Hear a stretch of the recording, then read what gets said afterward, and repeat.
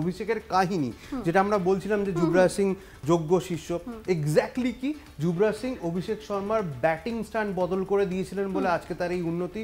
যুবরাজের নির্দেশ ছিল 100 মিটার, খুব ইন্টারেস্টিং এটা দেখো, 100 মিটারের বাউন্ডারি পার করতে পারলে 6 রান ধরা হবে, না 6 রান ধরা হবে, না হলে আউট। মানে 100 মিটার একটা ব্যাটারকে ক্রস করাতে হবে, তবে সেটাকে 6 হিসেবে কাউন্ট। প্রথমে জানিয়ে রাখি যে 100 মিটার সব জায়গায় তো থাকে না, যে কোনো দিকে আমরা 79 থাকে, কখনো 70 থাকে।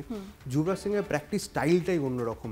তুমি যুবরাজ সিং এর আন্ডারে যখন অভিষেক শর্মাকে প্র্যাকটিস করতে হচ্ছিল, তখন অভিষেক শর্মার এই যে মাসল পাওয়ার, এই ধরনের বিষয়গুলো ছিল না। আস্তে আস্তে তাকে ট্রেন করা হয়েছে, তাকে আস্তে আস্তে গড়ে তোলা হয়েছে, এবং যুবরাজ সিং এর কড়া নির্দেশ ছিল তুমি 100 মিটার ক্রস করলে তবেই সেটা 6 হিসেবে ধরা হবে, যদি 99 হয় তাহলে সেটা 6 নয়, অর্থাৎ তুমি আউট। এইভাবে ট্রেনিং দেওয়া হয়েছে, এইভাবে হার্ড ট্রেনিং, এইভাবে মাসেল ট্রেনিং এবং এইভাবে পাওয়ার হিটিংয়ের ট্রেনিং যুবরাজ সিং কিন্তু অভিষেক শর্মাকে দিয়েছে। সেই কারণে মধুবন্তী যেটা বলছিলাম দর্শকদের জন্য, যে ভারতীয় ক্রিকেট অভিষেক শর্মাকে পেতে চলেছে ভবিষ্যতের অ্যাসেট হিসাবে।